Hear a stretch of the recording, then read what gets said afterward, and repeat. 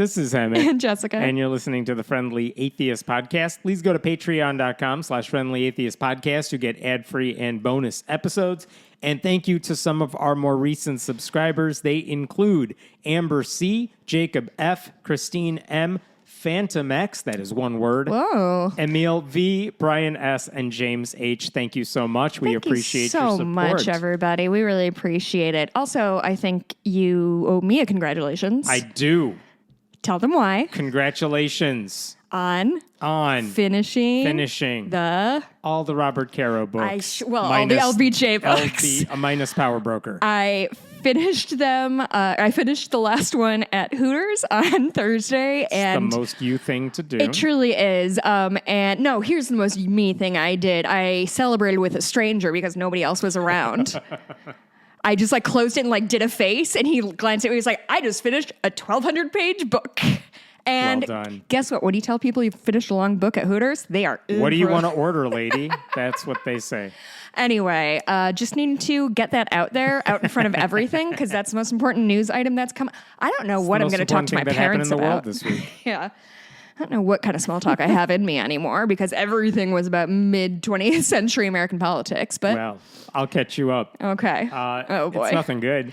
This was a rotten week for me personally, and something tells me this is going to be a terrible episode. I always love to bring you down. Mm-hmm. All right, let's talk about the Johnson Amendment, because that is in the news this week. Yeah, we've got all the wrong reasons. A lot of emails about it. Everyone's like, did you see this? I'm like, no. Yeah. I mean, what? I appreciate all those emails, but I'm like, yeah, I promise you this one did cross my email box. Yeah.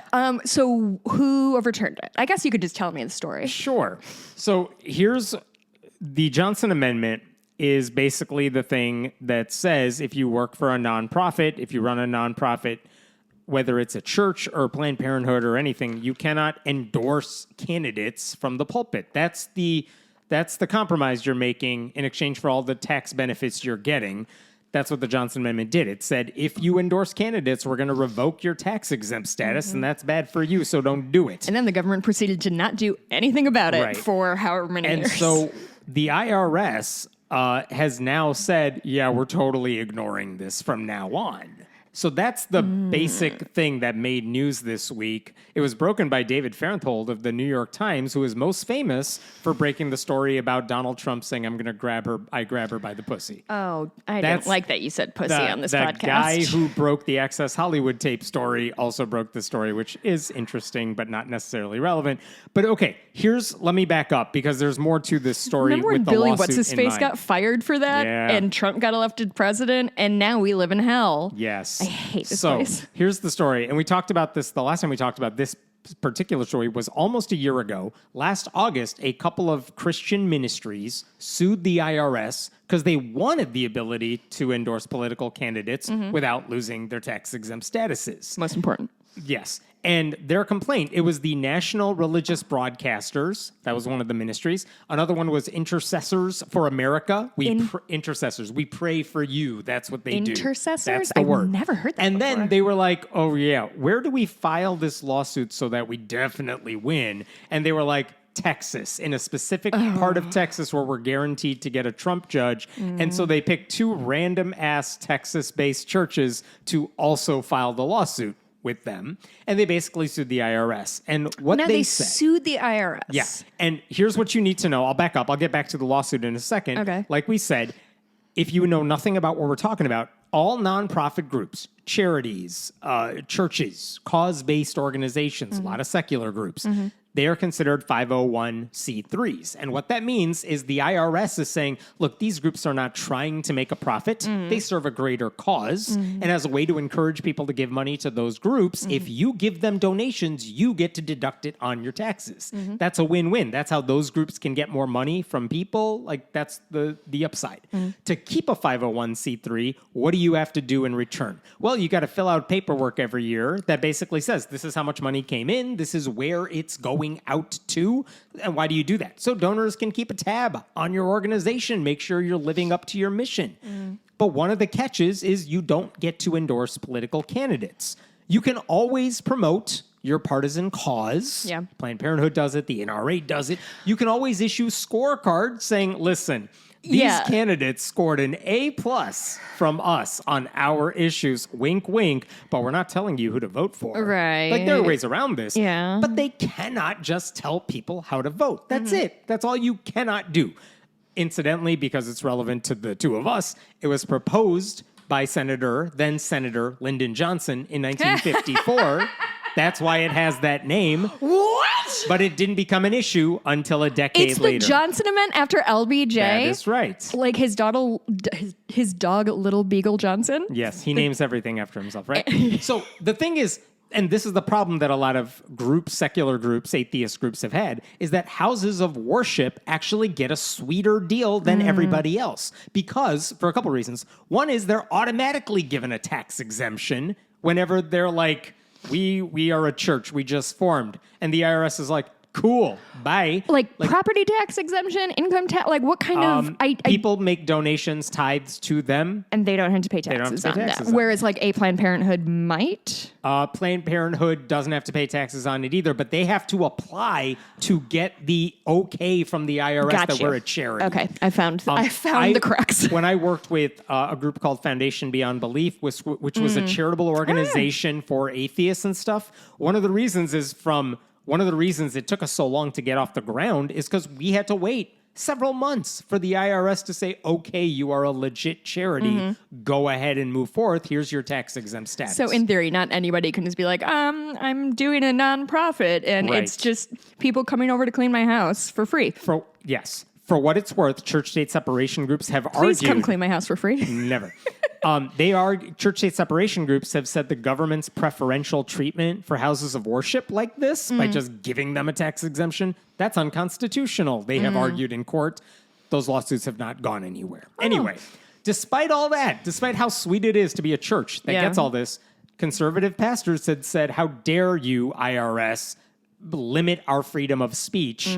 And they've deliberately tried to make the IRS revoke their tax-exempt status so that they could file a lawsuit over it. And the best example of this is during the Obama presidency, hundreds of white evangelical churches participated in Pulpit Freedom Sunday, where they basically, on a given Sunday, they all endorsed Republican candidates, though they didn't have to endorse Republican ones. And then they're so brave. They sent their videos to the IRS like, come after us. We dare you. And the IRS could have done that. They never did. In fact, over the past couple of decades, the IRS, and seriously, past few decades, like 50 years plus, the IRS has only followed its rules like once, to our knowledge, which is right before the 92 elections. Bill Clinton's running. Oh my God. A group called Branch Ministries ran a full-page newspaper ad in several papers saying, like, don't vote for Bill Clinton. Wow. And the IRS is like, yeah, we can't ignore this one. And that's it. there was a lawsuit over it, and the IRS won when they revoked the tax exempt status, and that's literally it. And there's rumor, like a government-backed public policy research institute said, don't worry, another church also lost its tax exemption in 2012, and no one knows what they're talking about. Is it a real thing? I don't know. But that's it. 70 years of the Johnson Amendment, maybe 2 ministries that were punished by the IRS for violating that rule. Now. Okay, we're still going. Yeah. By the time Trump entered office the first time, 2016, the violations had gotten way more egregious. And there's no need for Pulpit Freedom Sunday because literally everyone's doing it every week. There's no consequence. Yeah, every church, every conservative Christian church is telling everyone how to vote all the time. They're bringing candidates on stage telling you our school board election is next month and these are the Jesus candidates. Vote for them. Trump claimed he got rid of the Johnson Amendment. That was a lie. But churches have just been endorsing candidates for years now. A few of them have endorsed Democrats. But by and large, if we actually enforce the Johnson Amendment, it would hurt Republicans and conservative churches a lot more than it would hurt Democrats, right? In 2022, ProPublica and the Texas Tribune published this long article trying to figure out what the hell does the IRS do about these churches that violate the Johnson Amendment. And what they discovered is, by their research, they found 18 churches over the previous 2 years explicitly violating the Johnson Amendment. We have video of it. It's way more than 18, but they have video proof of 18. Yep.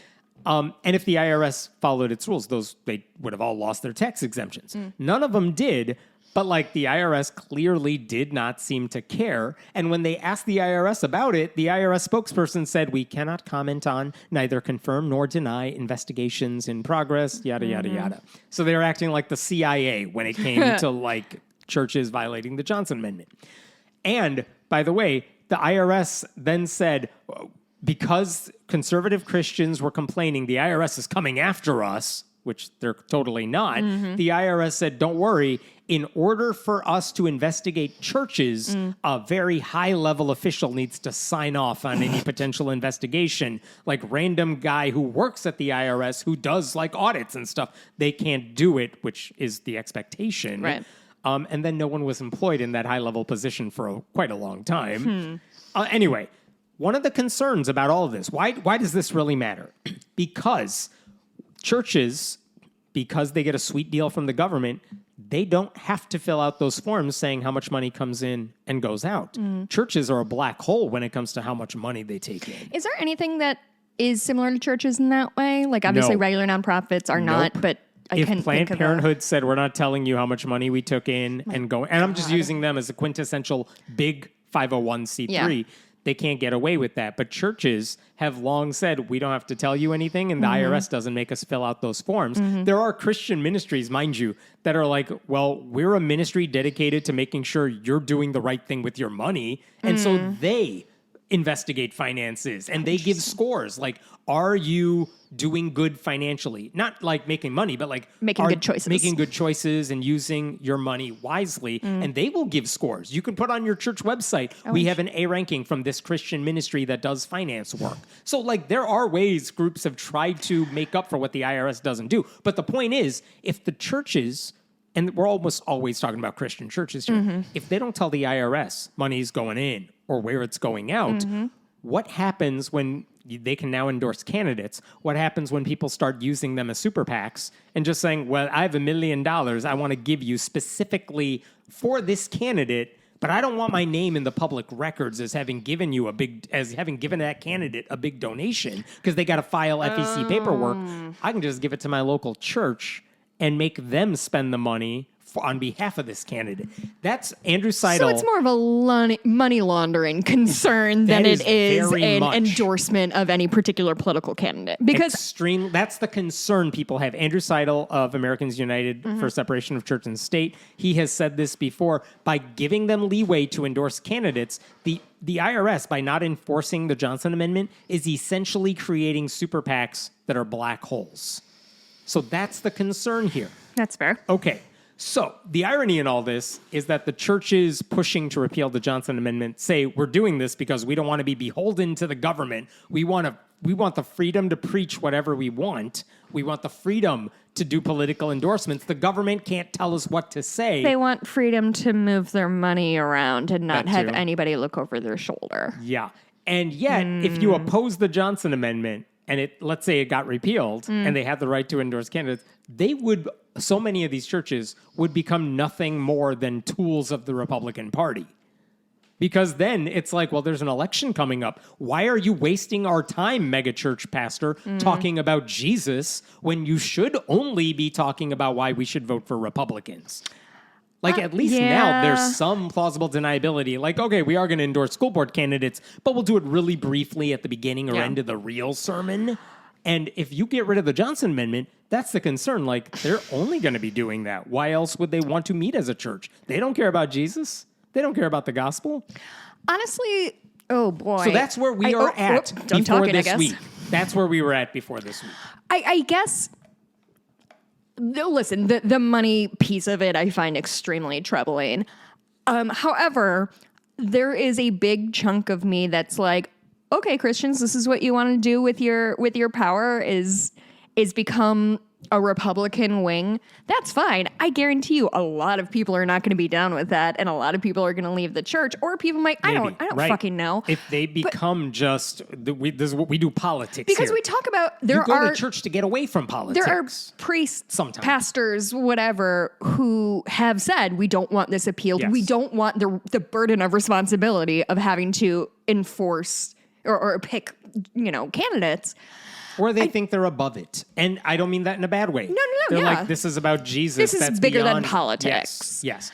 So when those groups sued over the Johnson Amendment, so here's where we're at, just to summarize. Johnson Amendment is still on the books, but it's almost never enforced. And yet these ministries were suing the IRS, pretending that the Johnson Amendment was hindering their freedom of speech as Christians. Which seems like a wild thing to sink money into when the IRS has shown over the last half century that they're not going to go after anybody. It seems wild to me. Why are you suing over a thing you could just totally fucking do? take the W. Right. So the complaint specifically said the IRS is against us. They're unconstitutionally oppressing us. Classic IRS. Yeah, because churches are forced into our 501c3 status, and therefore we are automatically silenced by the government.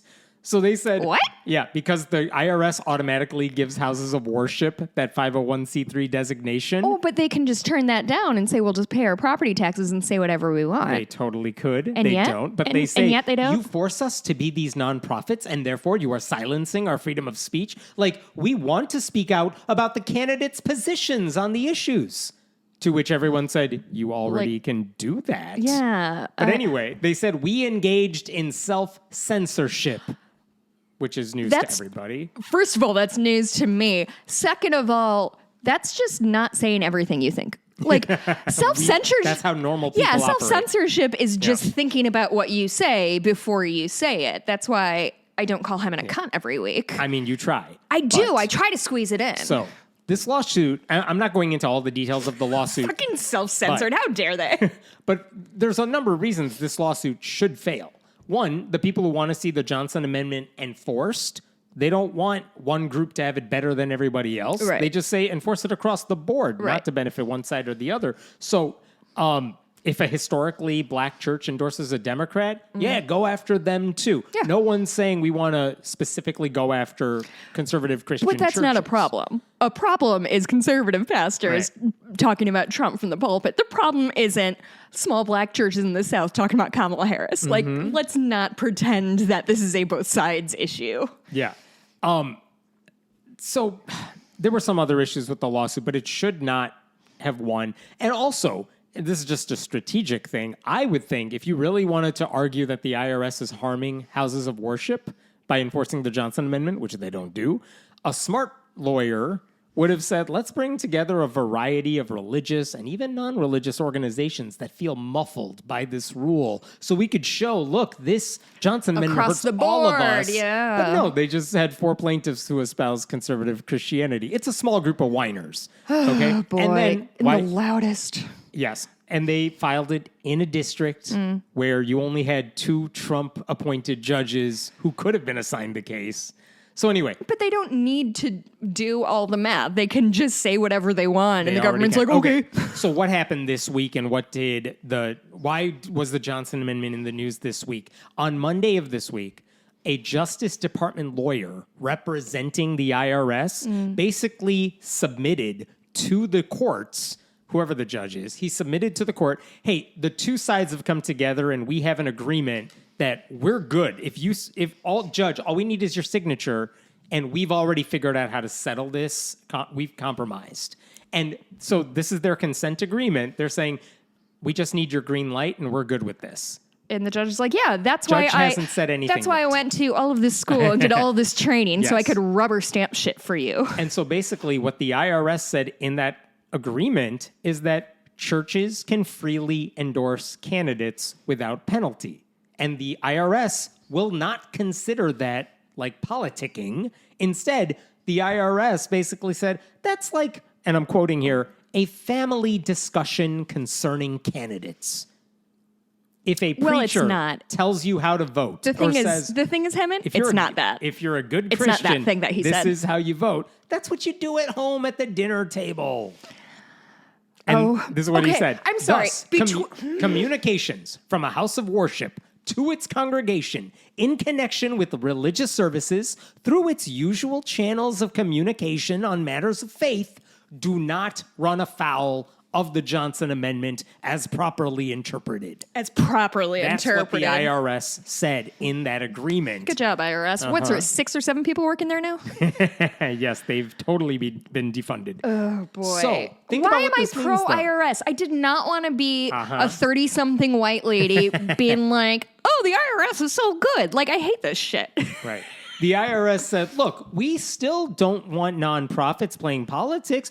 They cannot participate in a campaign. They cannot intervene in a campaign. What does But that mean? then the What does IRS, intervene in a campaign mean? The IRS went on to define those words. They said, by great. participating, we mean you can't take part in the actual campaign. Like stump speeches going around. Yeah, I guess. Meet and greet. And by kissing intervening, babies. you can't like rig an election box. I don't know. They said intervening means like literally getting in the way of an election. Oh, well, So that's you can't- election fraud. you So there's already a law that covers that. Thank you, IRS. So you can't do that. But if a pastor is just preaching one day and says, you know, realistically, what would they do? They would say, you know, we are a pro-life church here, and there's only one candidate who's pro-life in the upcoming U.S. Senate race, But that's and what it's they the do Republican. now. That is what they do now. But the IRS is saying, if you do that, there's nothing wrong with that. We're going to look the other way. I mean, besides the money piece of it, which again, I think is the biggest headline here, of all the shit that's going on, maybe it's just my personal life that shit is going on. This feels hard to. No, because again, the money of it all. It feels like the IRS is like, yeah, dog, we're not gonna we're not gonna go after this. We haven't in a century. Like, we're not gonna.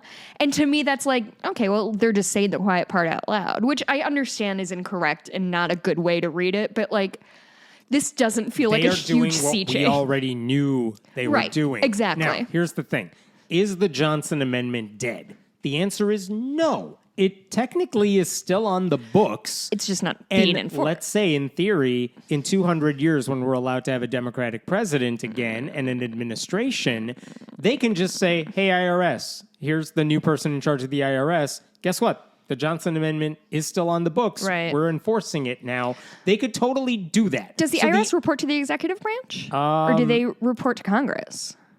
Does it matter at this point? I mean, I know It it is a doesn't government- matter, but in theory. I don't know who they report to, but the point is, like, if a Democratic administration said we're enforcing the Johnson Amendment now, they could do that. So it's not dead. What the IRS is saying is, hey, for now, we're not enforcing it because by our interpretation of the rules, a pastor telling you who to vote for doesn't violate it. And that's the big change here. They're explicitly saying the thing everyone's concerned about. Yeah. And the thing that everyone said, why aren't you doing anything about this? And the IRS has historically, for the past like 10 plus years, said, we are, but we're not talking about it publicly. We are looking into this. We do take your complaints seriously. They're And then just we saying, put them downstairs in a vault. yeah, and lock it up. IRS is now saying, yeah, we're totally not going after that. But Fucking, here's the bluff concern, called, though. gang. You called her bluff. Here's one of the concerns, though. They say this applies to communications from a house of worship to its congregation in connection with religious services through its usual channels of communication. Some people might interpret that as saying, if a pastor is delivering a sermon on a Sunday morning, like he does every week, and happens to endorse a candidate, that's okay. Totally fine. But here's the difference.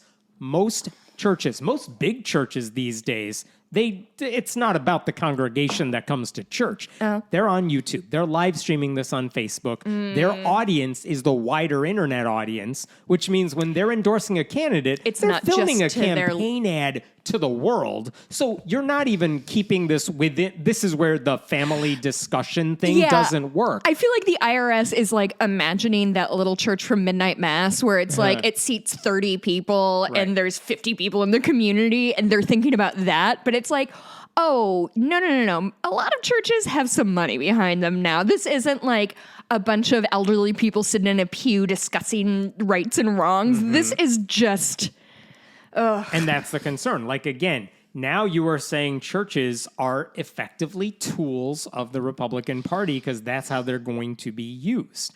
And another aspect of this again, I want to be clear. This is the agreement that the IRS said, hey, we talked to the plaintiffs. We're all on the same side on this. All we need is the judge's signature. And you were appointed by Trump. Therefore, we know you're going to give us this. But they haven't done that yet.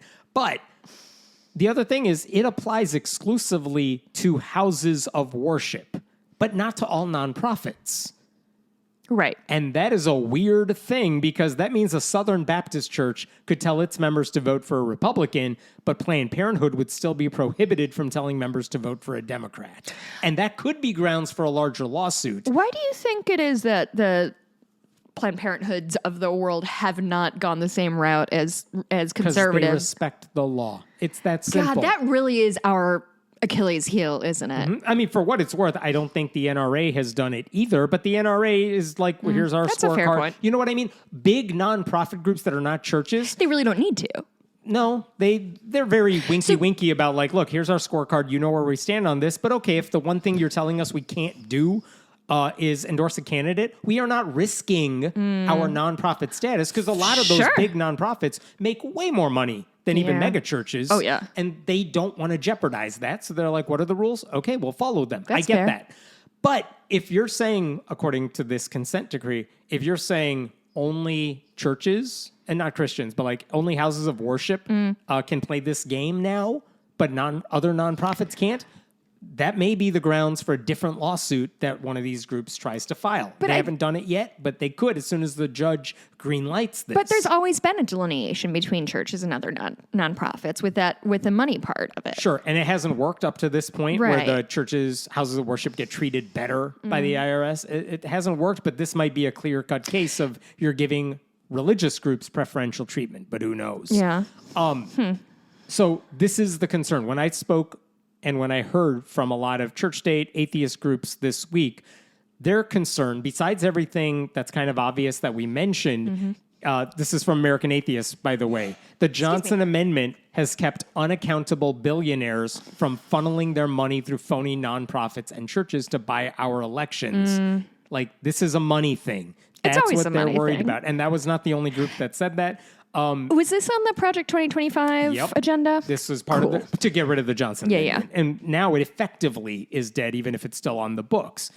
Again, the Freedom from Religion Foundation, which sued the IRS over the Johnson Amendment's lack of enforcement. The IRS told them, dismiss this lawsuit, judge, because we are going to enforce our own rules. And FFRF is like, well, okay. I mean, we're suing for you to enforce your rules. So if you say you will, lawsuit's done. FFRF said, all right, we're Did you guys reconsidering the forget lawsuit. to do the thing you said you were going to do? This is what they said, because they haven't filed anything yet, because there's nothing to file yet, because the judge hasn't signed off on this. FFRF remains committed to holding tax-exempt organizations accountable and will seek to challenge this egregious decision that undermines both the integrity of our electoral process and the rule of law. Now, I would also add, there might be a silver lining to all of this, which is that, like you said, a lot of conservative churches that already do this, because they're like, come after us, IRS, we're going to endorse candidates anyway, they can't pretend they're going to be martyrs anymore. Like, because every time they do that, they're like, I want to bring up school board candidates here. They always preface I'm it. so brave. Yes, they always preface it by saying, you know, I'm not allowed to do this, but my faith is stronger than the IRS rules. So I'm going to do it anyway. And if they want to come after us, I trust that God will protect. Whatever. They always give that so speech. much. But so they can't pretend they're doing anything brave anymore because literally the government's saying you can totally do it. We don't care. But they can still That's one say thing. they're being brave because I they're- bet their like parishioners are congregations do not going know to do the anything. research. Maybe. Oh, excuse me, Pastor. The Johnson Amendment actually says this, that, and the other. So you're actually not doing that. The other thing nobody's is, doing even that. some conservative churches are like, it's one thing to endorse school board candidates and everything, but The president is a I different. do not want my church to become a tool of the Republican Party. I do not just want to preach about politics. I want to talk about larger issues. And you can bet if this goes forward, a lot of very conservative, very large churches, if they talk about anything other than politics, especially as it gets closer to election time, their congregations will rebel. Do you think? Yeah, because they go to church because they want to go to a MAGA Trump rally these days. Yeah. And a lot of pastors, less extreme pastors, have said, I left the pulpit because my congregation expects me to talk politics and I don't want to. So this could be bad for them because now you're getting a green light to talk about politics. So if you don't, now you're wasting your opportunity. Oh yeah, that's a good point. Here's my prediction. If this kind of keeps going down the path it is, do you remember Karen Stolz now? She's an author. I met her at TAM a billion years ago. She's absolutely wonderful. She has a really good book called, is it God Bless America? Something like that. She kind of goes through the United States and kind of taps into different religions. God Bless America. God Bless America. Oh, I got it. Good job, Jessica. But there is one thing that, and when I interviewed her 10 years ago, oh my God, time. One of my favorite stories was her going into a Scientology service, quote unquote, because she said, she went by the site. I think she lives in Denver. I don't know if this is where she went. Saw the Scientology thing. We do services every Sunday at 10 a.m. or whatever it is. And she walks in and is like, hey, I'm here for the service. And there's like 3 staff members who are like, yeah, we always do this every single week. Let me just set up our super regularly scheduled program. And like, that's kind of what I wonder Christian churches are going to turn into, of just like, nobody actually goes there. They exist as money laundering fronts. And remember that groups like Focus on the Family and other big multi-million-dollar Christian ministries that are absolutely not churches have literally asked and gotten approval by the IRS to say they are churches so they don't have to fill out the forms saying where money is going in and going out. What was it recently? Something became a church, and it was like what was it? You figured that out. But yeah, that's the disturbing thing that happened this week. I assume the judge will sign off on it, and that is going to change. I don't know how much it'll change. But it is a disturbing change in the sense that people can now donate money to churches on behalf of a political campaign to become a political campaign. And this is not going to be recorded. Like, everyone knows how much money Elon Musk gave to Donald Trump. Sure. Right? $250 million, roughly. Other people, we know how much money they give to candidates, but if you give it to a church to do that work for you, especially for local races, there's no record of it anymore. Yeah. That's what this will also do. I really can't find, but it's something in the vein of like the family freedom council or one of those things. Sure. Family Research Council is also asked to be a church. And I know one successfully did it because I talked about it, but I can't find it. A lot of them have. And again, somebody's going to email us and be like, Hemmett, you're an idiot. Jessica's smart. Here's the answer. There you go. And he definitely won't say anything about my voice or my swearing. They never do. They never do. That's the important thing. I'm going to move on to a different story. I wish I could remember what that church was. You'll figure it out in 30 minutes. No, I won't. So there's a Christian church in Indiana that's getting criticized. Hey, Hemmett. I didn't even say fuck anything Indiana. yet. Fuck Indiana. You forgot to mention fuck Indiana. Sorry, I forgot the nuance. So I lived there for 4 years. Hate it. It's amusing to me because they're getting criticized because they're a terrible state. The church delivered anti-LGBTQ sermons that went above and beyond anything in human decency. Where in Indiana is this? Don't worry, I got Indianapolis. I got clips for you and everything. But the thing is, it's a new independent fundamentalist Baptist church, and it's always funny to me because I've covered them for so many years, and it's like, did you guys just now discover this like crazy ass group exists? And the answer is yes in Indianapolis. So just to be clear, the new IFB, you can call them a cult if they want to. I don't think they technically meet the definition. But this group, it's headed up by like Steven Anderson. He's a guy who responded to the Pulse nightclub massacre by saying the good news is that there are 50 less pedophiles in the world. Oh, and his sermons. Oh boy, we've had this conversation literally many times. I bet his sermons are so outrageous that he is banned from entering 34 different countries. This I remember. Yep. Yeah, I remember that. Other new IFB preachers, they routinely celebrate the deaths of LGBTQ people. I just looked up new IFB Indianapolis to see where it was, and yours is the first thing that came up. Oh, good for me. Good job on your SEO, bud. Thank you. Or nobody else cares about this shit. That is right. They have said vile things about what the government should do to gay people. They spread Holocaust denialism. They're misogynistic. Is this the guy that, like, 15 years ago said that we should round up all the gay people and, like, fence off, like, 100-mile fence around, and we're just going to put all the gay people in there? It does sound like something he would say. But it's unclear whether or remember. not. Yeah, that's fair. I met with a couple of these guys last year when they were in our area. But anyway, last year... I still can't believe he did that. The whole movement seemed to crumble when Anderson, the ringleader himself, was basically outed by his kids as being super abusive. Yes. So at this point, I actually don't know how this movement is going. They still have their churches. It seems to me these things get ahead of momentum. And we talked about it a couple weeks ago because the Oklahoman newspaper published an article about how one of these acolytes of Steven Anderson, his name is Dylan Oz, he's working for the Oklahoma City government as an IT guy. Oh, yeah. And it's like, well, he hasn't done anything illegal in that position. Yeah. Is he allowed to have a day job when we know what he does at night?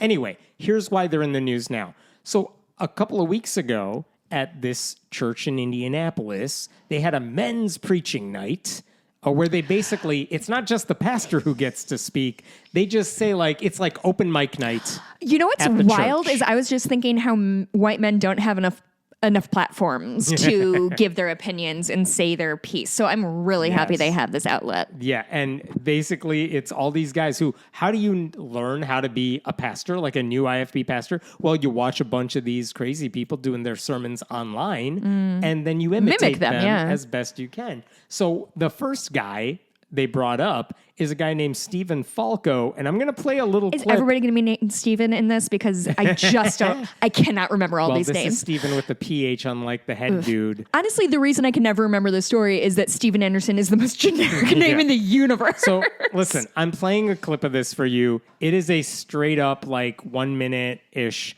maybe less, clip. But there are no cuts in this. This is literally what he said. I bleeped out the worst of it. Oh, God. But the sentiment is not great. It takes a lot for you to bleep something out, too. Yeah, it really does. It's work. There's still wickedness in this world. We can't just never get upset. There's wickedness going on in this world. You know, we got a bunch of that want to come around, walk on our streets, and demand our children, and we should look them in the eye and say, no, you're not going to have our children. We love the Lord Jesus Christ. We're going to protect the innocent. We're going to protect those that cannot protect themselves. You know, why do I hate sodomites? Why do I hate Because they attack children. They're coming after your children. They are attacking them in schools today, and not only schools and public places, and they're proud about it. And it's evil. It's disgusting. And there's nothing good to be proud about. Being a you ought to blow yourself in the back of the head. Oop. You're so disgusting. Ooh, he lost his momentum. You know what? It's a loving thing for me as a Christian to say that because I love the innocency of children. Innocency? Me too. I don't want kids to be molested. I want kids to stay innocent. I don't know about you. I love kids. I want them to stay innocent. I want them to be protected. And anyone that wants to hurt them is evil and disgusting, and I want them to die. Oh.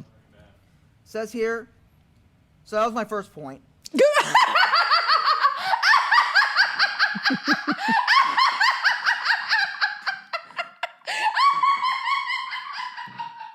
Thought you would enjoy that last line. I left that in there just for you. Oh my God, that just made me break a sweat. Oh, that was so funny. Also, Die. All right, so that was that's point number one. Let's move on to point number two. This is the voice of a man who has punched a wall.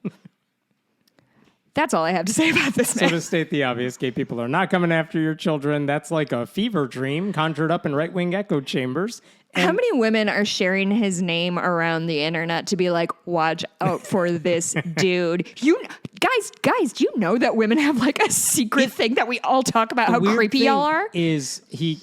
Even at the best of this, I love kids. I want them to stay innocent. The ringleader of your weird little Christian movement is a guy who abused his children. Had his children taken away. Like, his children ran away from him. Right. And you don't seem to care about that. And obviously, he makes no effort to distinguish gay people from actual criminals because he thinks they're one and the same. He's not even a good speaker.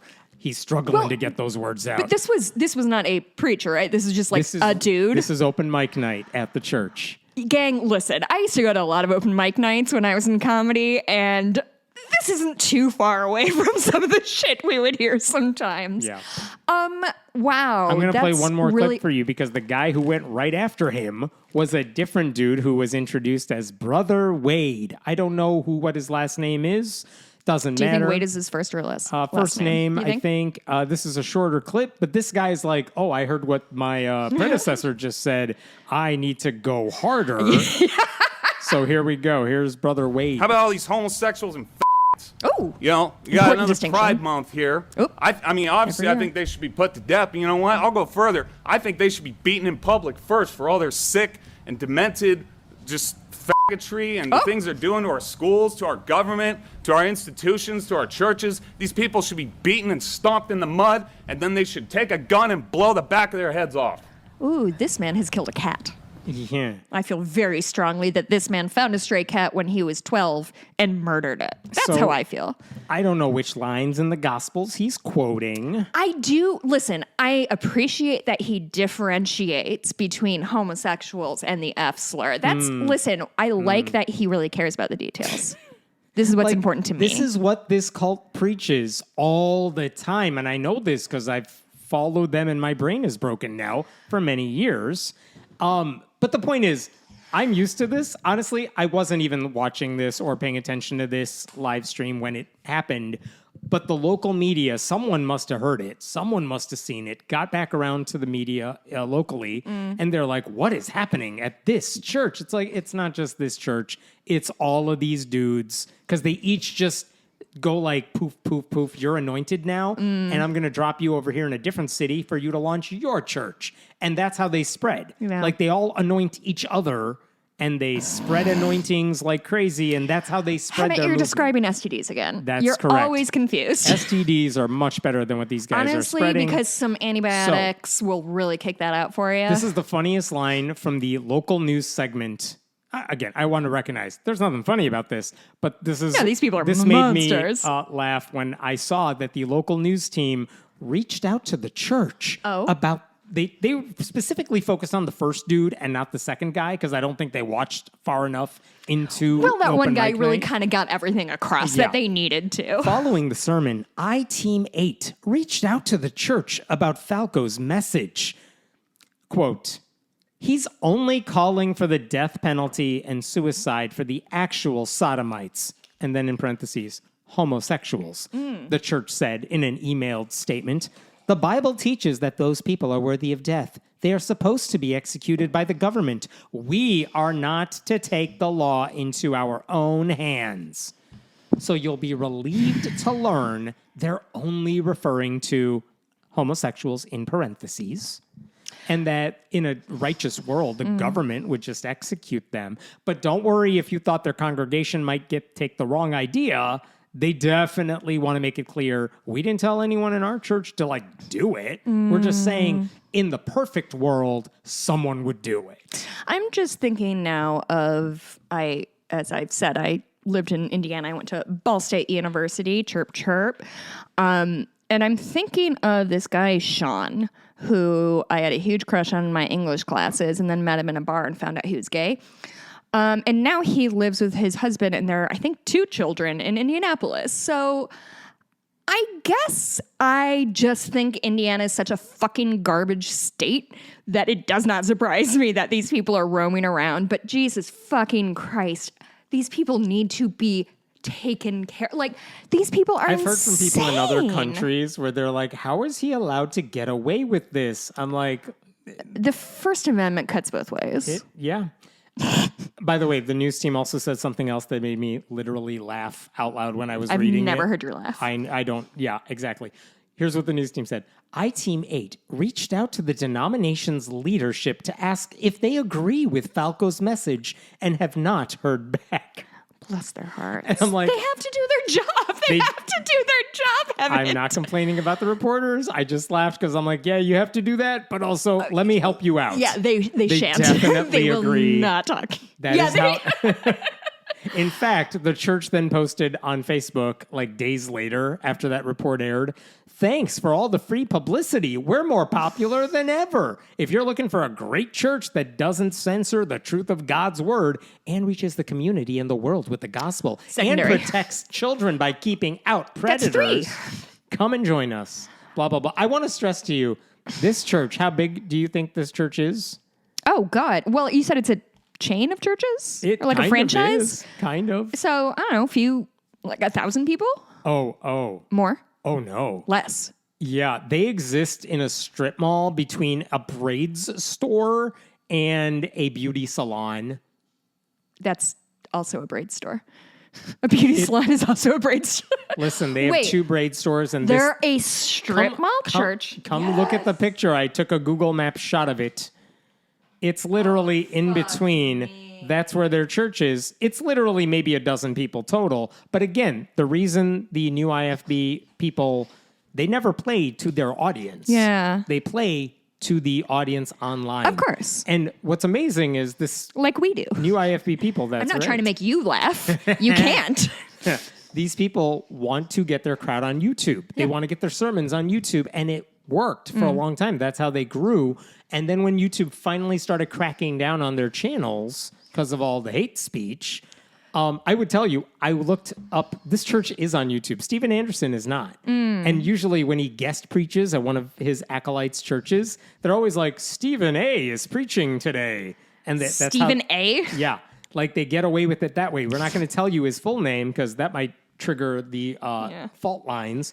But they post these things on YouTube because that's their biggest audience. They also do it on Rumble, the right-wing YouTube, and Facebook, which let them I've get away with it. never heard of that. Rumble? Good. It's for the best. But on YouTube, they posted clips of everybody's sermons, burn your everyone's computer. open mic nights. I'll wait till I get to the Russian misinformation later in the story. Oh, Jesus. They posted clips of all the guys' open mic night sermons except for that first dude. Really? Yeah, because even they know if we let that one go, people might ban our whole channel.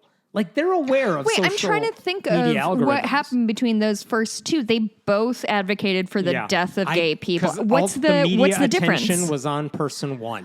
That's all it is. That's the difference. Is that they're like, They think okay, no these one will go under noticed- the radar. They think no one noticed the second dude. And it's not they're ashamed of it, obviously. Oh, no, like no, they're no. proud of it. They just so when don't want to be they banned don't want to be on banned. YouTube. Facebook, by the way, doesn't care at all. Oh, what? Facebook doesn't know. care about the So- will of the people? That's so here's the thing. fucking wild. Mark Zuckerberg is a hero. He wears a necklace now. Didn't you hear? So the leader of this particular church, the guy who founded this Indianapolis branch, is a guy named Aaron Thompson. He's one of the 2 guys I spoke to last year when he was in town. I reached out to him for this story. I'm like, not to say, do you agree with it? Because of course he agrees with it.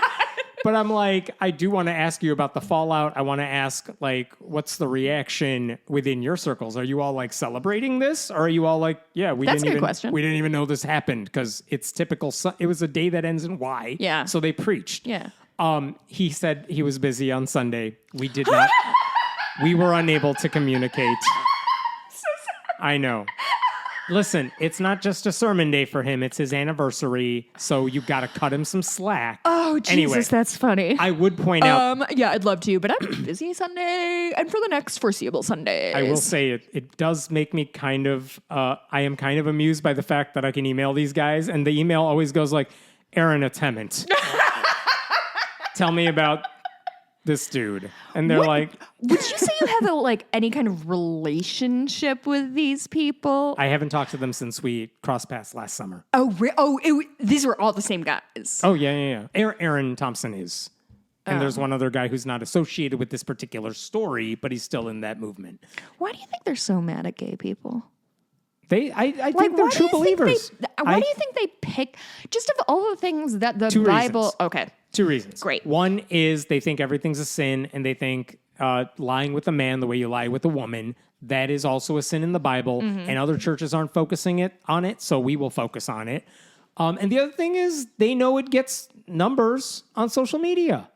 They know this is what their people want. It's like Trump talking about whatever the hell he talks you're about, right. like Hannibal Lecter. Why? Because he knows his crowd gets a rise out of it. So what do they want him to talk about? Anything else? Why are we talking about Hannibal Lecter? I love Dude, this. where have you been? Oh, It's every offline. speech. You don't understand, Every Hemant. speech. I'm offline Okay. because my brain is broken. Tell me would- about the Hannibal Lecter thing now. He just brings it up every speech. He brings up the name Hannibal Lecter. Yeah, the In- late great Hannibal Lecter. Hannibal Lecter is not a real person. People have tried to point this out to him. What is he talking? Why is he bringing this up? Why are you being so just There- tell me what's going There's on. no context. He just brings up Hannibal Lecter. Yeah. As a comparison to Democrats? No, it's what's on his mind. Did he just see Silence of the Lambs for the first Maybe. time? Did he read the book? The book's pretty good. Definitely didn't read the book. Oh, that's actually a fair point. He wouldn't have watched Silence of the Lambs because it has a lady lead. You watch Stormy Daniels movies? That was very funny of you, Hemant. Actually, congratulations. That was the best joke you've I am told in moving 10 on. years. So I will say about Aaron Thompson, though, years ago, all these people get away with saying we're not telling our congregations to act on this, right? And yet, a couple years ago, there was a man who attended a different New IFB church who wrote on social media that he had been baptized by Aaron Thompson, who was then charged with a hate crime because he posted on social media that he definitely wanted to kill LGBTQ people. And they arrested him with guns in his thing on a way to a pride parade. So, by the way, that charge in April, But that's this not the past church's April, fault. that charge was dismissed. Why? I don't know. Why? Is he... Wait, so he's just out? He's just loose in Indiana? Yep. Not in Indiana. I this think this guy was in Idaho, maybe Washington. I'm not sure. Anyway, Thompson Idaho's at more the time, sparsely populated. Aaron Thompson wasn't present at that church service in Indianapolis, as far as I could tell. But the guy who is like Aaron Thompson founded that church, and then he's like, poof, poof, poof, magic spell on you. You're running this church now. Oh. The guy he anointed, a guy named Justin Zong, he issued a formal statement on Facebook because the church was getting all this attention. And the only relevant part I will read is this. I will not apologize for preaching the word of God. I will not apologize for stating facts. I will not negotiate with terrorists, among whom Excuse me? among whom the LGBT HIV crowd is full of domestic terrorists. And then he said some other stuff. I'm sorry. Did you just read to me That's a a- Mad Libs? Yes. Like genuinely, what? Okay, like I let's hit off all of the ones. What are all the keywords he said? I'm not even going Terrorists. into it. He said- I emailed that guy too. I'm like, to ask him the same questions I wanted to ask Aaron Hemant, Thompson. can you give me the newspaper said- thing? You reached out to so and so, to say, and he. I know you agree with all this. I don't have to ask that But one. did he or did he not respond? Is what I'm asking. I got an unsigned response, though Aaron Thompson's like, it was probably Justin Zong. And what he said was the fact that so many Christians are upset by the sermon, because Christians were upset Just means about this Christians too. are wrong. It just means they, quote, don't actually believe the Bible. And I asked them, if you get banned on social media, does that change anything for you here? He's like, it's not going to change what we say in our services. And then he said, any Christian who disagrees with our stance on homosexuality is either brainwashed or does not read their Bible. And neither of those things apply to him, right? Correct. What about the one where if a man like looks at a woman with lust, he has to pluck his eyes out? How don't come ca- we they don't don't get care about into that that one. one They more? don't care about that What one. if why don't we send more? Oh, wait, I was about to quote Shakespeare. I was about to say, why don't we send bears after children more? But that's Yes, let's do it. 100%. Boy, I'm good at my job There and you at this go. podcast. All right, I'm bringing up a different story. Boy, that sucked. I know. That fucking sucks. Sorry, I just wanted to put a period on that. That Yes. fucking sucked. All right, I'm going to West Virginia. There's some good news. I Mountain know. Mama. I know. It's good news. Wait West for this. Virginia's had it rough. I've been listening to a lot of Dr. Sidney McElroy, and she's not happy with their new governor. Oh, well, yeah. Anyway, hit me. Yes. Okay. I've talked about this before, but I'm going to catch you up. Is this a a Seventh-day Adventist No. church? Oh. Nope. This happened, I think last time we talked about this was almost a year ago, several months ago, so it's been a while. I'll catch you up. In 2022, in the wake of COVID, Biden administration passed this $1.9 trillion American Rescue Plan Act, right, in response to COVID. And they were giving money to all these states, like, let's catch up after COVID, blah, blah, blah. West Virginia's Water Development Authority, they were given $250 million to improve water stuff across the state. Which they need in Which West they need, Virginia. sure. It's Appalachia. And they decided we're going to distribute it via what we're calling the Economic Enhancement Grant Fund. Basically, any nonprofit or government agencies could apply for money to build things like a water system, sewer system, stormwater system, etc. That's fine. That's how that works. And then the government of West Virginia gets to say, yes, we'll give you the money. You go do that. We'll keep tabs on it. So the money goes to the state distributes it? Yeah. Okay. Yeah. And that's how it should be. That's absolutely fine.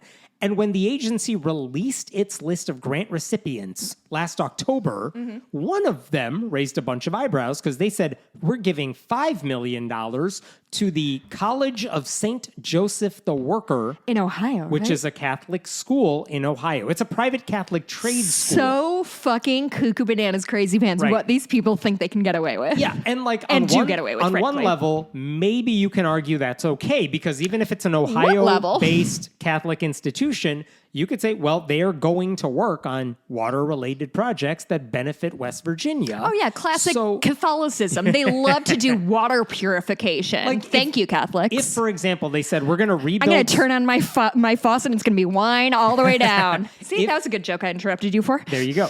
If the school said, well, yeah, we're based in Ohio, but we are doing water work in West Virginia and it's going to benefit this community. Okay, like the fact that you're religious won't hinder you from being able to do that. Yeah, but what about No a laws. fucking school makes them do, okay, you keep Irrelevant. talking. It's a Catholic school, but if they're doing secular work and they're whatever, we could talk about the church state side of this, but it would be really hard to file a lawsuit saying why is the government giving money to a religious school when they're doing secular work the same way any other group But in would. a different state. But Doesn't they're matter. working on water They're on the or border. whatever. Okay. They could just say we're going to drive a bus 5 That's feet fair. over This to is West a very Virginia. Hammond, Indiana situation. Okay. Yeah. So, but the description didn't really suggest any of that when they released that we're giving $5 million to this school. They said, here's what they're going to be working on.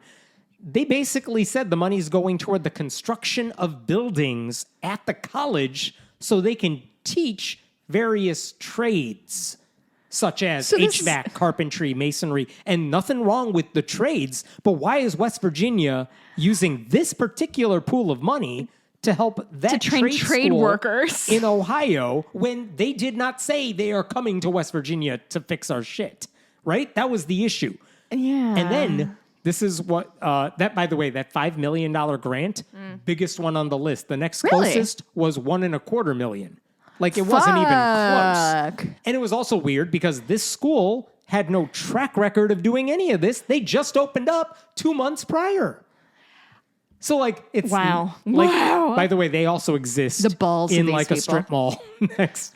All of these places. They There's- don't even have any graduates. They I have barely been had students. noticing so many strip mall churches around here, and I don't know if it's because I'm paying attention for the first time or they're getting Right. bigger, but boy, oh boy, it's grim. I don't know. Okay, then a reporter for the Parkersburg News and Sentinel newspaper got a hold of their grant application because Oh, the reporter's God. like, "What the hell did they do to get $5 million?" Fucking God bless reporters. I love Seriously. them so much. And then he found out, Not wait, you. the money is not for the not just for the construction of these buildings, Oh. because according to the information they got, they would allow the school to expand into West Virginia for some of their training programs, build a satellite campus, get scholarships. Oh, and by the way, $1 million of that $5 million would go toward the creation of a think tank focused on social conservative public policy.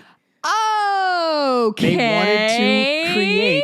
They wanted to create a place called the Center for the Common Good to, quote, support broadly life-affirming policy in West Virginia. They wanted to Life-affirming build an policy. Like anti-abortion think tank in West Virginia. No. In Ohio, using West Virginia money. They may have wanted to build this one in West Oh, I Virginia, see. but irrelevant. But yeah, that's where some of this money was going. Like, That ain't it. That's not how that works. why was the state giving them this money for water infrastructure for that? And like advocacy, by the way, means lobbying. Even though you they're and I could do as much for water infrastructure in West Virginia as this bullshit college could. that is correct. I'll just go swim around in there. Right. And by the way, they later explained how the research center would function. It would function by writing, like by doing, quote, research, op-eds, speeches, educational tools, presentations, and proposals for the West Virginia legislature. How any of that helps with the water problems is anyone's guess. Also, I want that job. Can I have a job where I just make reports and talk about concepts and propose things, and if they don't take off, it's like, okay. Yeah, just keep giving me money. By the way, that $5 million dream grant job. was almost double the $2.5 million this school has in assets when they launched.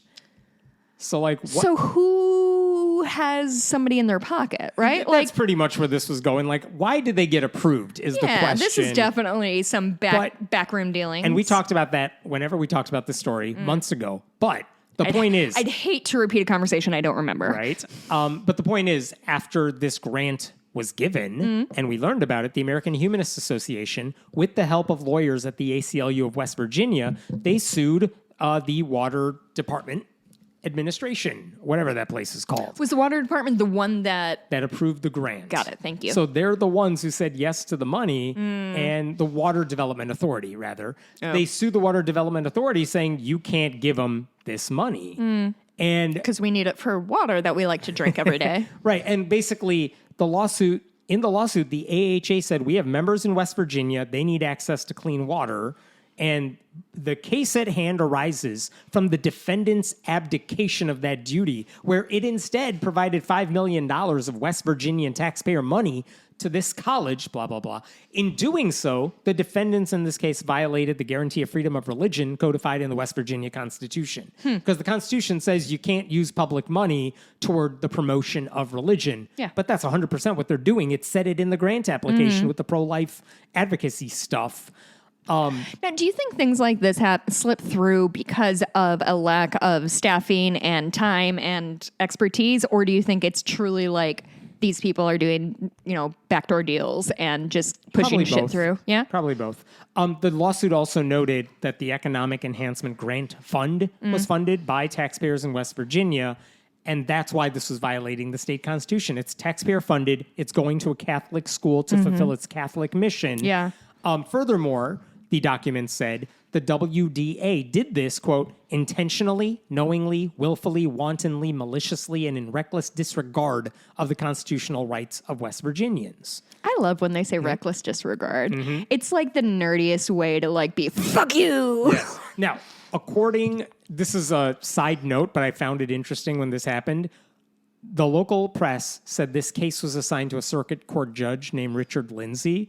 And this guy had just been elected to the circuit court judge, to his judgeship in November of last year. And this is one of his first cases that was assigned to him. And the weird thing about him is that from 2018 to 2022, he was one of the only Democrats in the state Senate.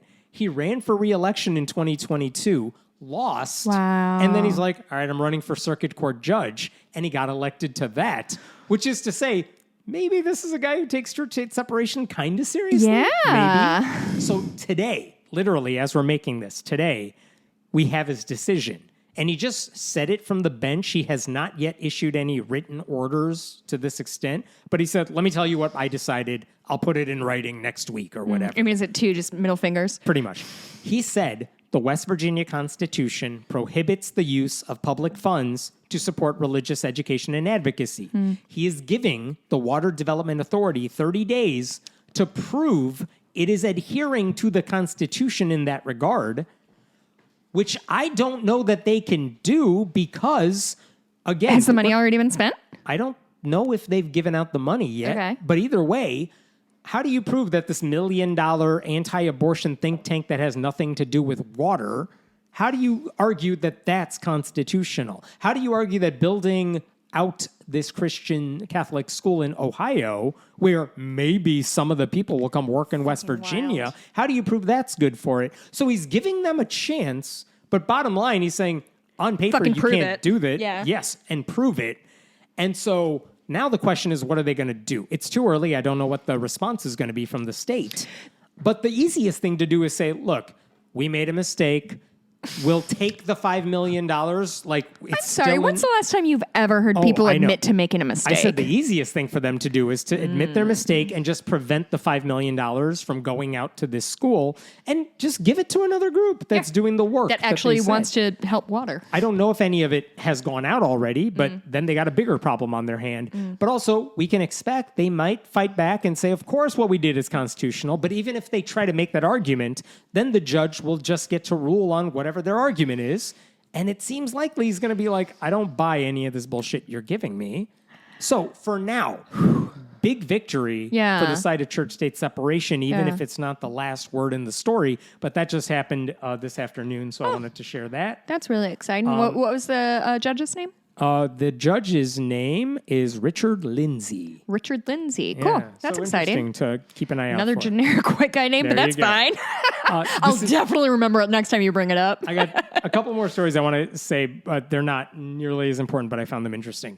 One of them is last week, Fox and Friends, which I watch religiously, of course. Wait, Totally. every day? No. Oh. In the Highlights? one of their things in the morning on Tuesday morning of last week, Okay. Ainsley Earhardt, one of the correspondents on Fox and Friends, she basically did a segment on the show that was like a 5-minute infomercial for Ark Encounter. Like, she's like, you guys, I visited Ark Encounter, the Noah's Ark theme park in Kentucky, with my daughter and her friends and their moms. And let me tell you about my little vacation. Okay, yes, this is suspect, but also I feel like this is within the bounds of a Fox and Friends morning, because it's a morning news show, right? Isn't it? It's a morning show. They can do frivolous, stupid things. That's not the issue. No, I know it's not.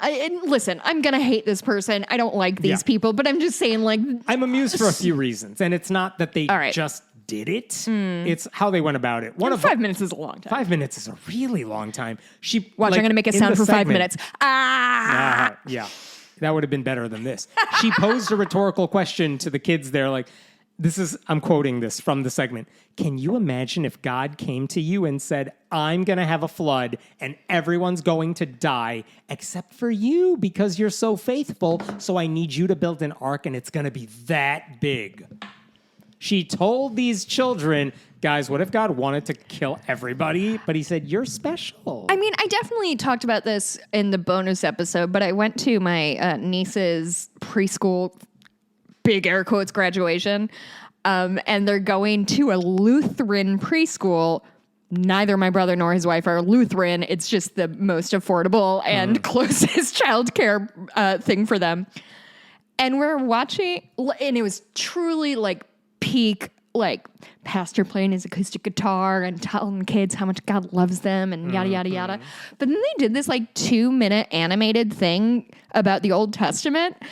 And truly half of it was like, and then they forgot about this thing, and 100 years passed, and then this happened, and then they forgot again, and a flood and it's just like, oh my God, you've done genocide 3 times in front of these children, and like, you can't just be like, and then people forgot when they were murdered. Yes. Anyway. So during the segment, Answers in Genesis spokesperson named Brian Osborne, he walked the women through the boat, telling them, look at all the stuff we have here. Have you been?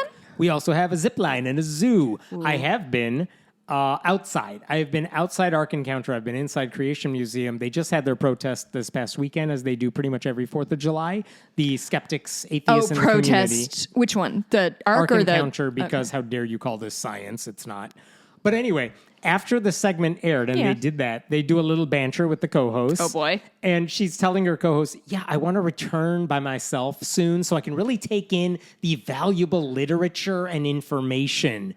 And one of her colleagues chimes in, and history. And she says, absolutely. So that's the segment that aired on Fox and Friends. And when the segment aired, she also posted on her personal Facebook page, like that segment with the caption, we love learning about Noah, the animals on the ark, and of course, some history the of genocide. The Bible. Yeah. So it made it sound like Ark Encounter was on the show, Fox and Friends, because they're just so damn cool. And creationist Ken Ham, who runs Answers in Genesis, he basically implied as much on social media. This is what he said. This short video clip about the Ark, posted on the Fox News website, has received over 5 million views already. Don't miss it. And then he links to it, and it makes it look like, look, everyone's visiting. We're so popular. Even our friends at Fox News did a segment on us. Okay. While no one on that show and no one associated with Ark Encounter mentioned out loud is that Ark Encounter paid Fox and Friends to do that segment.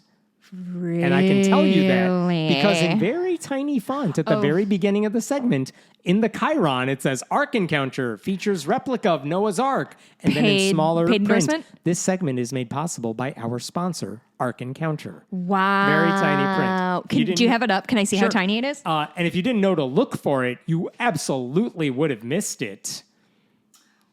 It's very tiny. It's very tiny. Woof. That's rough. Yeah. And the same thing happened when Fox shared the segment online in a post that urged viewers to, quote, plan your trip today. The only way you would know it's a paid segment is because where it says, like, Fox News posted this, it says paid partnership. Oh, my God. At the very top. Which, again, the issue is not that they did anything illegal or wrong. Businesses pay for product placement all the time. That's why you were like, why is this a story? Yeah. But when the hosts in that segment did not say it was a paid sponsorship or anything like that, and when both sides are not openly admitting it, I would argue that's deceptive, even for people watching Fox News. And in fact, we talked about this like last December. They did a similar segment for the Catholic prayer app Hallow with like Mark Wahlberg. They did a segment on this. Yeah, he's one of their paid spokespeople. But like even during that segment, one of the hosts... Wahlberg? Yep. Oh, yeah. He shot a guy in the eye. I'm sure he did. No, it's true. One of the hosts said on the air, thanks again. Shot a guy or punched a guy? Whatever. Thank you again to Hallow for this partnership. They said that during the segment. During the Ark Encounter thing so this you're time, saying they didn't that say even anything. by their own standards, Yes. it's not great. Well, That's I mean, right. And the spokesperson that took Earhart and her friends everywhere, he posted this link and he's like, excellent PR for the Ark. Like, yeah, if you pay Quiet for it, part you out could loud, buy a bud. lot of good press, Yeah. especially when you have $100 million to build a ship that can't float. By the way, they've done this before. In 2019, they did a similar segment with a different host. oh my God. And on their website, this is what it's now deleted, but this is what Ken Really? Ham wrote at the time. Answers in Genesis writer and speaker Bodie Hodge was recently interviewed by blah, blah, blah, Fox and Friends on the Fox News channel down at the Ark Encounter. The resulting 3-minute video on the life-size Ark attraction was phenomenal, ... How often do you get to hear the gospel on national television? Jesus. I mean, first of all the time. First of all, constantly. Yeah.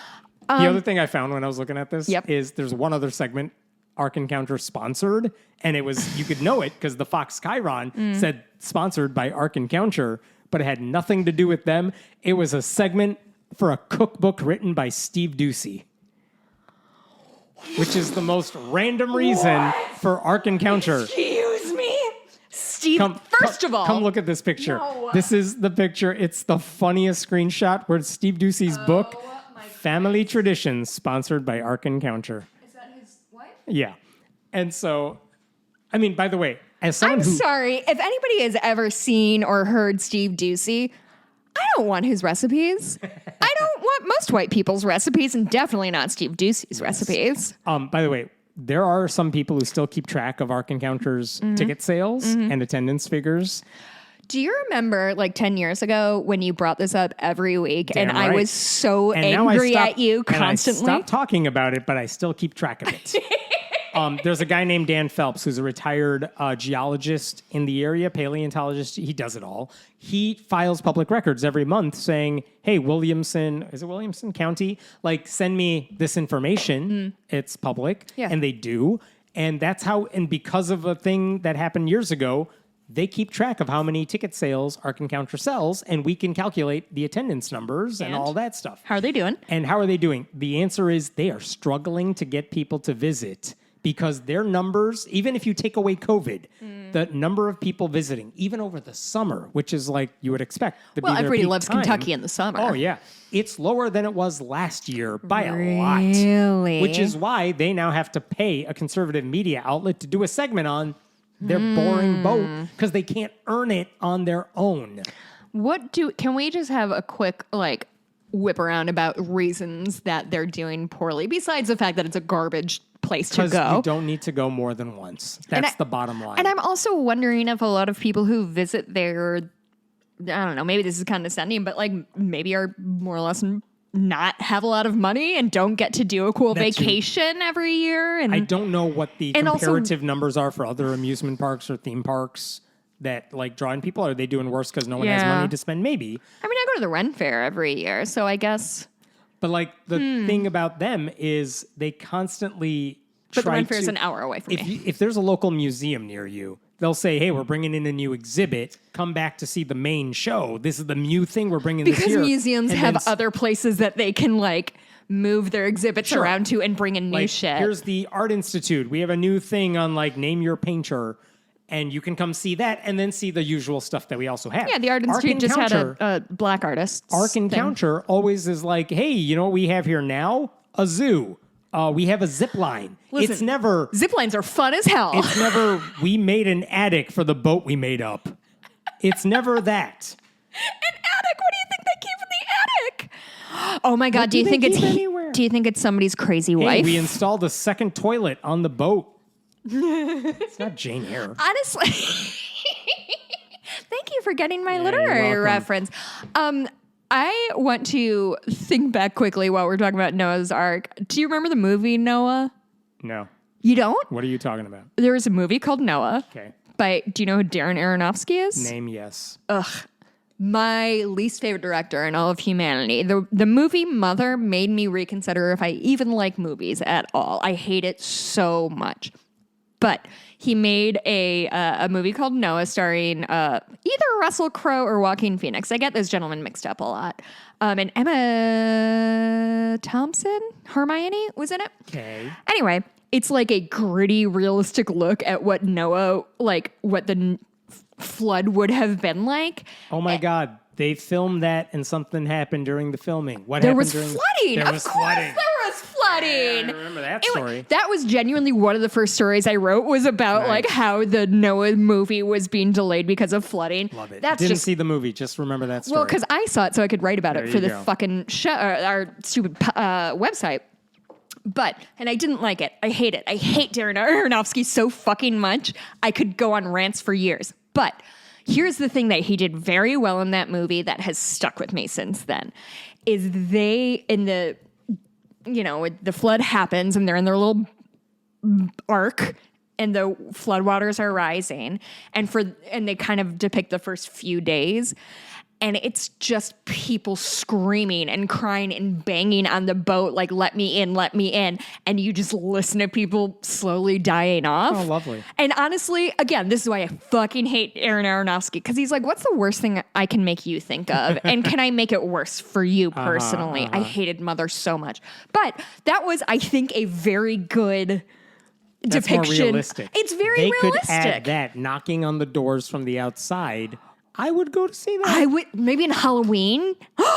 Okay, in Halloween, the Ark Encounter becomes the real Ark, and they pay actors to bang on the thing, and you're like, hey, you paid $50 to be here. Decide if that person lives or dies. That's why you're banned, and they have a picture of you on the wall. All right, I got one last story for you, then I'm done. They just put cobwebs on their. Should we mention we're recording at night again? All right, last story for you. Yeah. There is.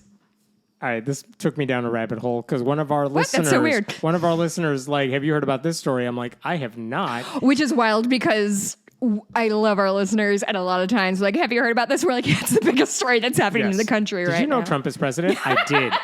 But this one they sent, and I'm like, friendlyatheistpodcast@gmail.com. Yeah, I'm like, I don't know about this story. And then I went down it, and I will tell you what I had to do to Okay. figure this thing out. Okay.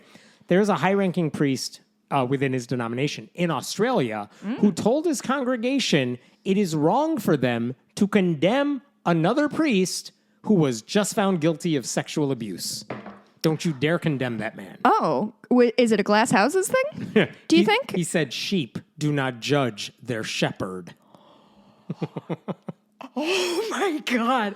Yeah. If somebody said that to me, I would spear tackle him off the pulpit. So- he literally, like, because sheep is, understand, Hannah and I grew up in the 90s. Sheep was the worst thing you could call somebody because if you wore a black shirt and black pants, you were alternative. That's what it is. So sheep is such a stupidly loaded term. But Jesus Christ, if my pastor was like, they talk about their flock. Yes, that's exactly it. Oh my God. So here's the story here. There's a guy named Alexis Rosentool. He is a priest who works, listen to this, in the Australian and New Zealand diocese of the Russian Orthodox Church outside of Russia.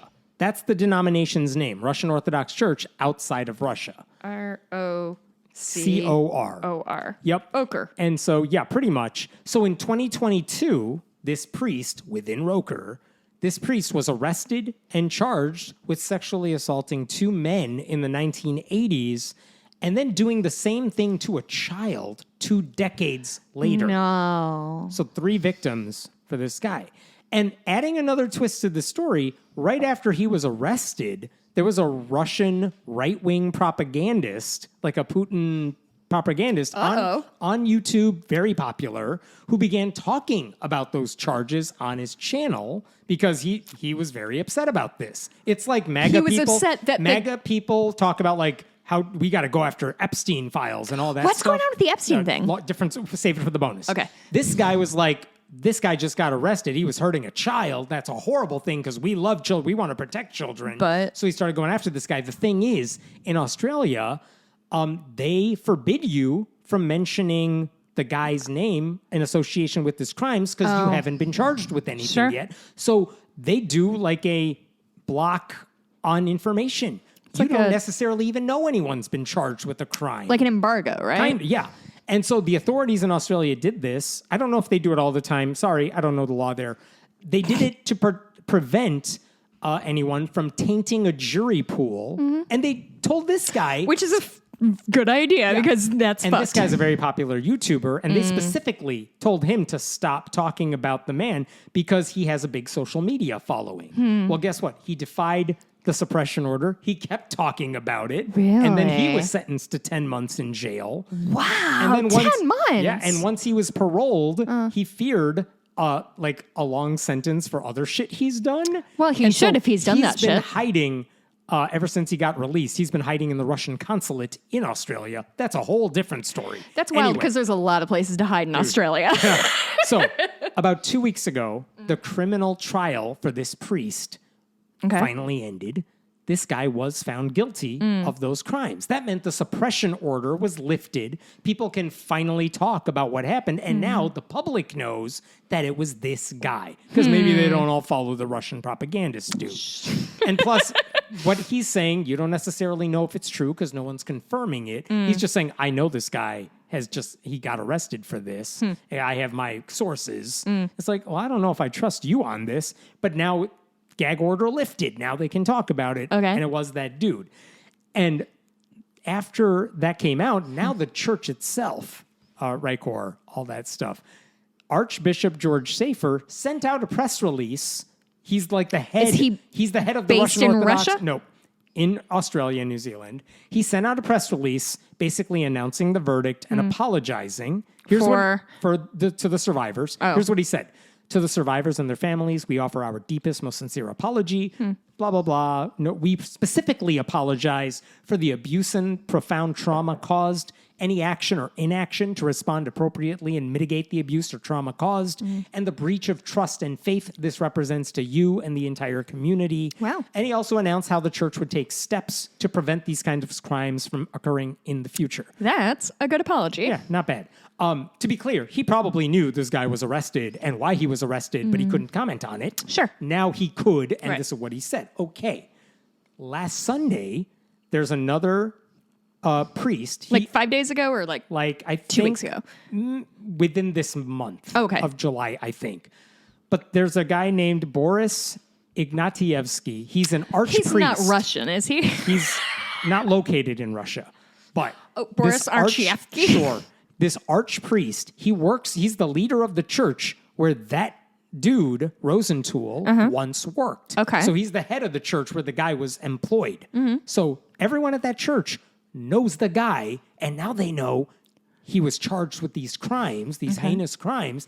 And like, we like that guy. Oh my God, that guy did what? But now he's been removed from them this whole time. But they don't necessarily know why he was removed. But Because, again, gag order. But now it's public. Okay. So what did the archpriest in his first sermon after all this happened, what did he say? He said a lot of people, to be clear, like, he kind of talked about how there are some people who are supporting this priest. Others see it as an unfair attack. Like all the public media. Well, if we went scrutiny. after every person who molested children, then I where know. would we be? And some people were shocked, rightly so, by the verdict, and they were furious at this man they once trusted. And what this archpriest told them is, you have no business criticizing Rosenthal. Uh-oh. And there's a Counterpoint. clip of this video. He's speaking in Russian, because again, Russian church, even though it's not located there. But basically, the important part of what he said is, the worst thing is that both sides have fallen into the temptation to sin by judging. Be careful. In the words of our church, condemnation is a form of pride and therefore is one of the greatest sins. To judge a priest is not your business.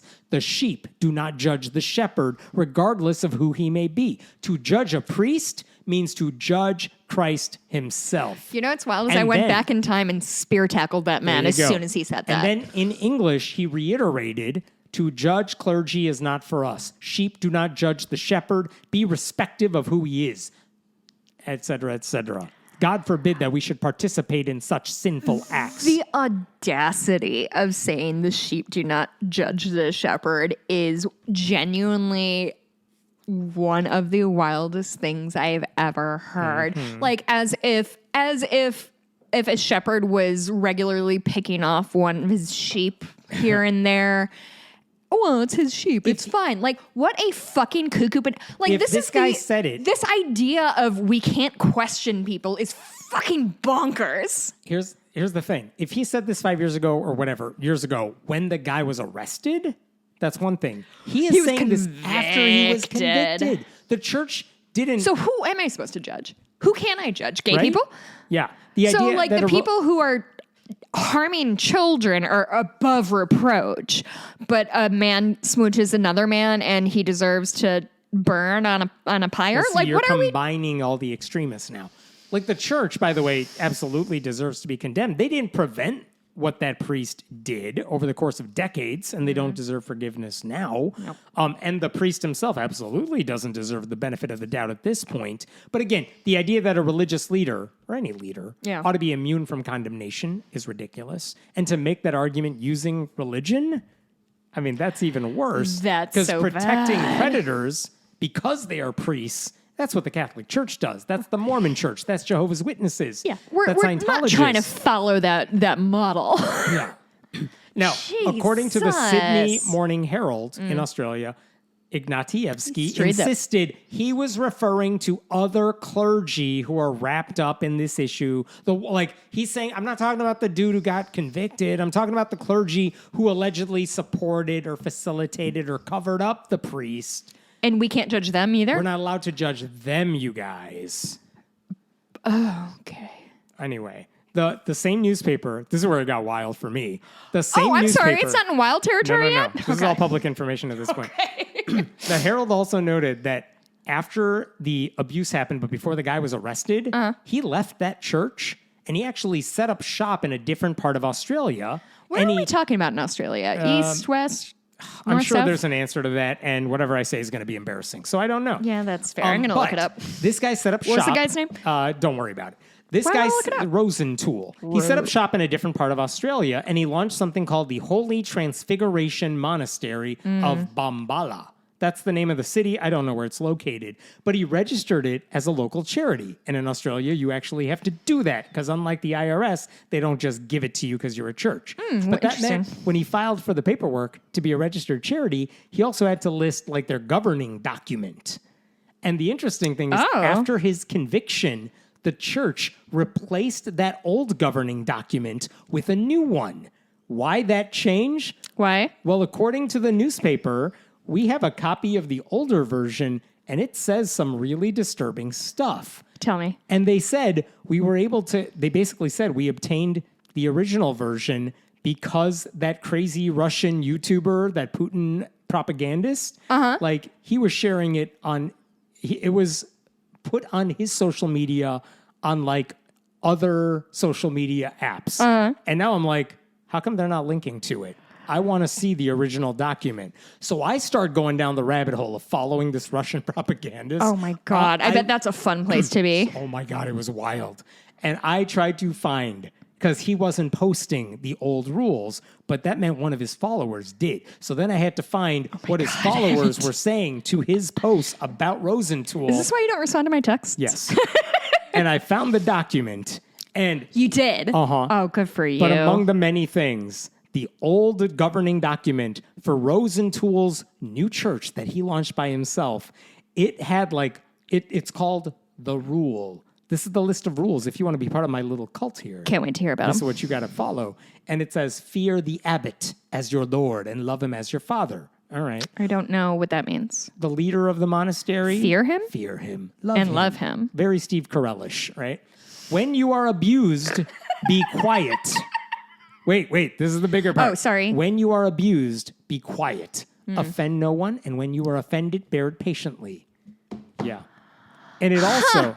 This feels very much like the meek shall inherit the earth. I'm just like, shut the fuck up and you'll get yours. So wait, this is from the actual document. This was Yeah. not in the Australian article. Number 16 of the rule. Let there be silence in the refectory, with the exception of the abbot and those whom he addresses. All So of you don't shut- talk unless no one talks. somebody talks to you. That's someone being Rosenthal. Oh my Yeah. God. Number 19, which is the one I said, when you are abused, be quiet. That's bad. Then there was a whole section on how to deal with women. Oh, man. Okay, are you ready for this? They really... Okay. This is I'm an- sorry. No, I'm not ready for this because I All- did not realize we were going here. All-male monastery. Great. Oh, wait. Unlike regular monasteries? Yes. Oil feeds the fire of a lamp. Discourse with a woman fires the lusts. The gaze of a woman is like a poisoned arrow, wounding the soul unto death. As from poison, flee conversation with women, if you hope to keep yourself pure. In such talk is concealed the ruinous venom of the serpent. It is better to jump into a raging fire than to draw near to a young woman. Okay. Especially Why when you are won't they young. follow these? Especially when you are young, avoid discourse with women if you hope to curb your bodily lusts. He who fills his belly and hopes to preserve his chastity deceives himself. The beautiful face is more destructive than thunder and lightning. Oh my If the God. People face- say that to me all the time. If the face of a woman takes root in your soul, it will bring you to despise your own soul. Oh, and these are people from the monastery who have rejected women. So this document, which has nothing to do with the conviction or anything. Yeah, but I'm they- enjoying the fuck out of it. As soon as he got convicted, they removed that No. shit and they replaced it with the new version that's just like, we're all going to vote chill for the for leaders. once. Yeah. So this is the document that they replaced. I mean, if you think silence in the face of abuse is the moral path, even if it allows the abuse to Well, continue, your religion is the problem. Nobody likes to bother God with little things like I'm being sexually abused by somebody in power. Yeah. He is more worried about who's going to win a football game. Yes. So anyway, that was the rabbit hole I went down, but it's all about this. The story's not about that. It's about the archpriest who is like, don't you dare That condemn is- a priest who just got convicted. But I wasn't talking about him, even though I totally was. I mean, listen, I cannot, y'all know me. I'm a pretty forthright person, but I'll follow a leader. I trust people who are smarter than me. If one of those people told me that a sheep cannot judge a shepherd, I would burn the place to the fucking ground. Right. Like, are you out of your mind? What do you think? And I mean, truly, like this shit about like the anti-queer stuff when priests are the ones who are always molesting children. It's just like, and when somebody in their congregation does molest a child, inevitably they're like, well, no, this was a bad child.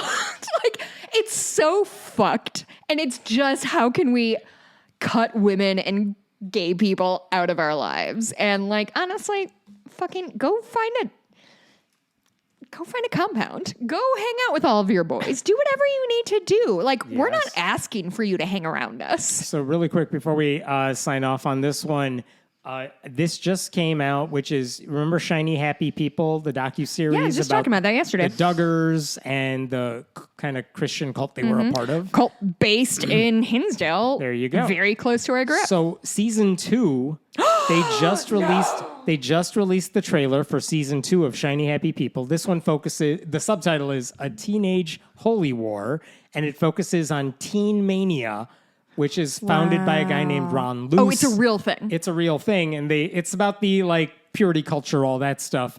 That is going to start. It's going to air on Prime Video on July 23rd. And in the trailer they just released, one of the people they interviewed is someone we spoke to.